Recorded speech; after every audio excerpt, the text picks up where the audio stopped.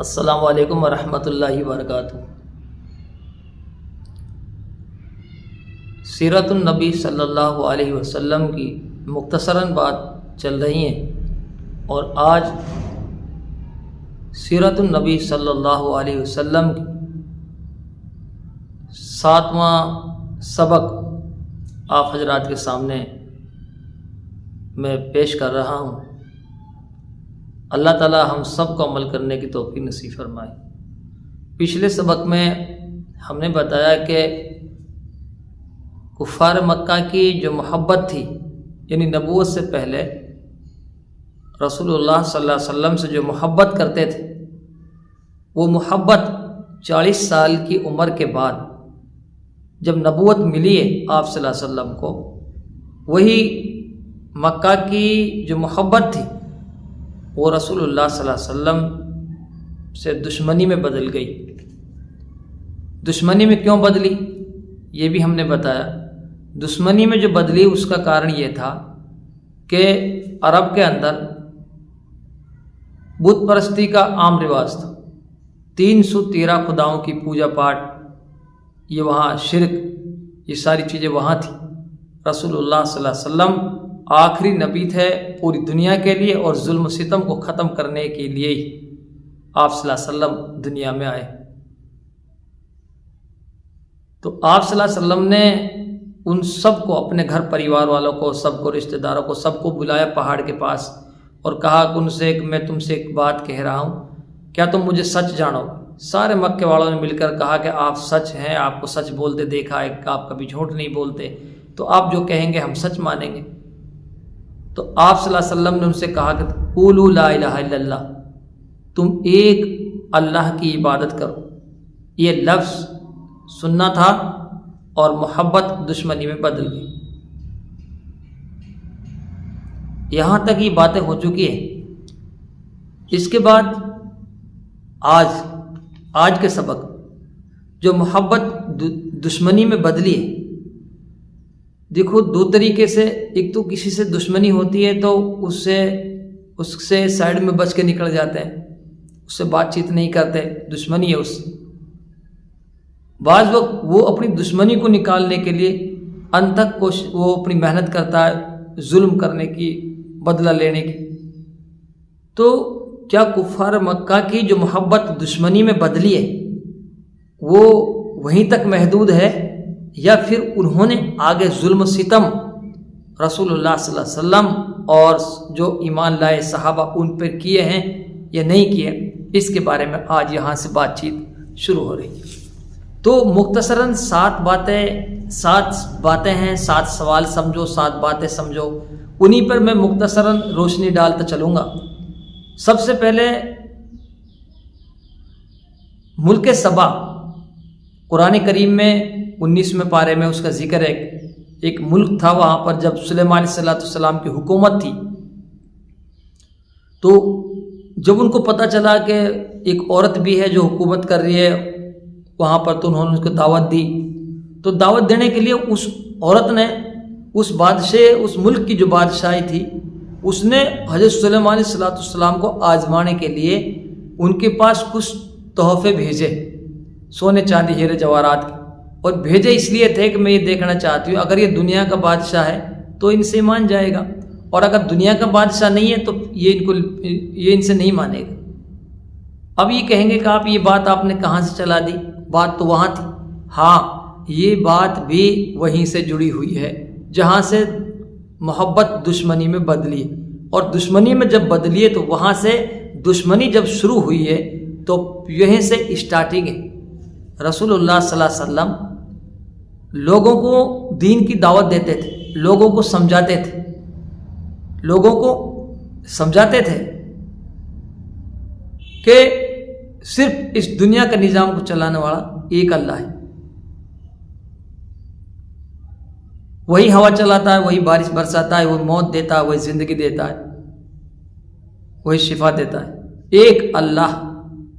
لیکن ان لوگوں کی بات سمجھ میں نہیں تھی، اور یہ تو آپ کی بات بھی ذہن میں صاف ستھری کہ اگر ایک گاؤں میں 2 سرپنچ نہیں رہ سکتے، ایک اسٹیٹ میں 2 CM نہیں رہ سکتے، ایک ملک میں 2 پردھان منتری نہیں رہ سکتے، جب دنیا کا نظام ہے تو پوری دنیا کا نظام، دنیا اور آخرت کا چلانے والے میں دو خدا کیسے ہو سکتے ہیں؟ نعوذ باللہ، ایک اللہ ہی ہے، یہ بات صاف ستھری۔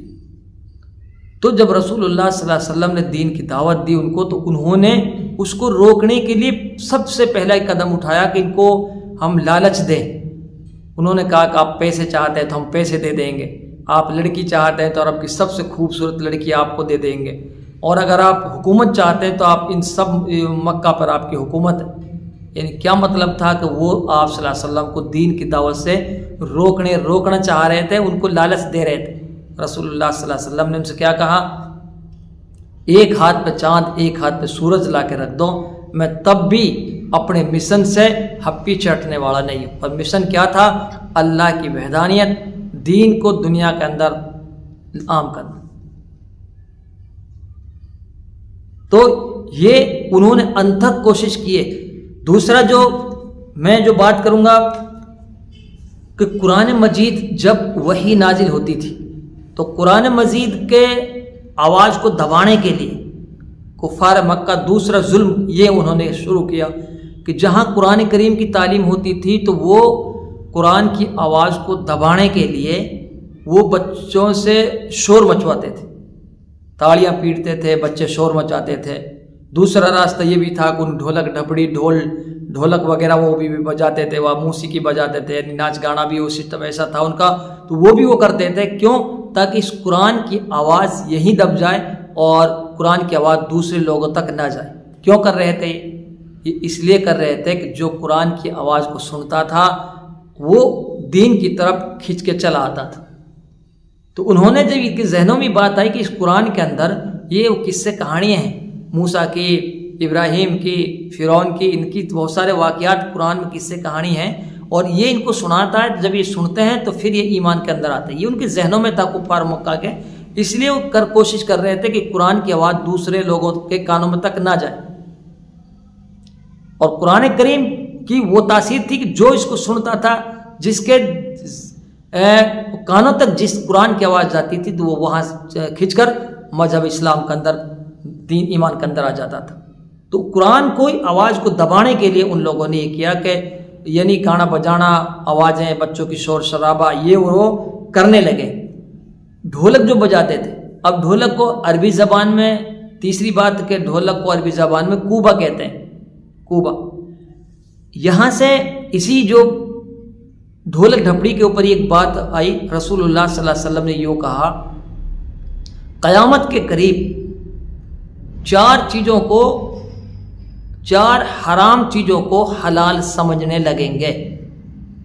قیامت کے قریب لوگ 4 حرام چیزوں کو حلال سمجھنے لگے۔ وہ کون سی ہیں 4 چیز؟ ایک تو زنا، ایک ریشم کا لباس، ایک شراب، اور ایک یہ گانا بجانا۔ یہ 4 چیزیں قیامت کے قریب، یہ حرام ہے مذہب اسلام میں، لیکن قیامت کے قریب ان 4 چیزوں کو لوگ حلال سمجھنے لگے۔ ان کی قیامت کے قریب انسان قرآن کو سن کر وہ اکتاتا کیوں نہیں تھا؟ اس لیے وہ اللہ کا کلام تھا، اور قرآن دل کے لیے سیکل کا کام دیتا ہے، صفائی کا کام دیتا ہے، دل میں نورانیت آتی ہے۔ جو قرآن کو پڑھتا ہے، جو قرآن کو سینے سے لگاتا ہے، اللہ اس کو بہت اونچا پہنچا دیتے ہیں، اس کے درجات کو بلند کر دیتے ہیں، اللہ اس کی عزت کو بڑھاتے ہیں۔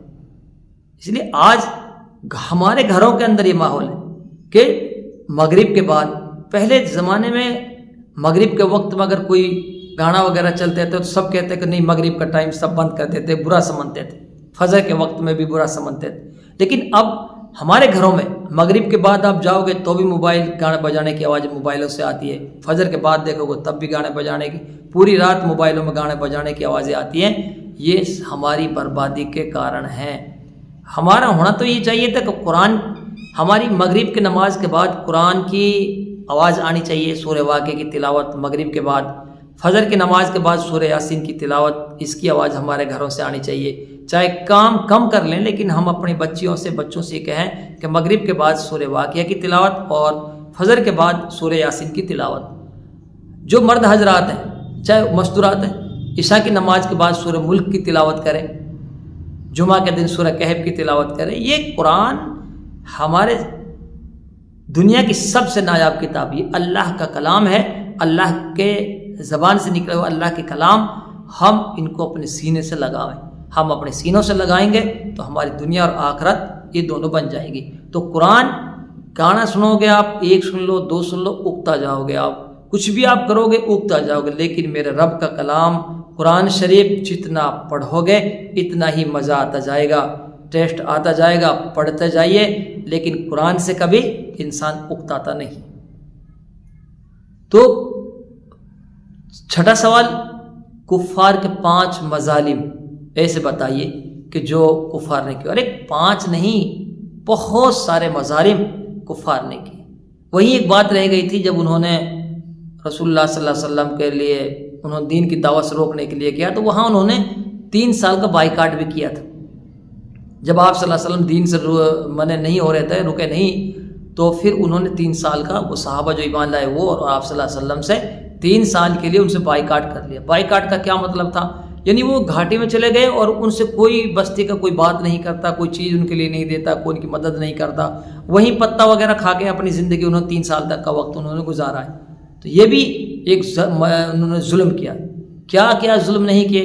رسول اللہ صلی اللہ علیہ وسلم کا جب بیٹے کا انتقال ہوا تو والابتر کہا، آپ صلی اللہ علیہ وسلم پر پتھر مارے، آپ صلی اللہ علیہ وسلم سجدے میں انہوں نے اوجڑیاں ڈالی، صحاباؤں کو انہوں نے رسیوں پر باندھ کر گھسیٹا گیا، پتھریلی زمین پر ان کو گھسیٹ کر ان کو داغ دیا جاتا تھا اور انہیں بوریوں میں بند کر کے ان کو دھواں دیا جاتا تھا.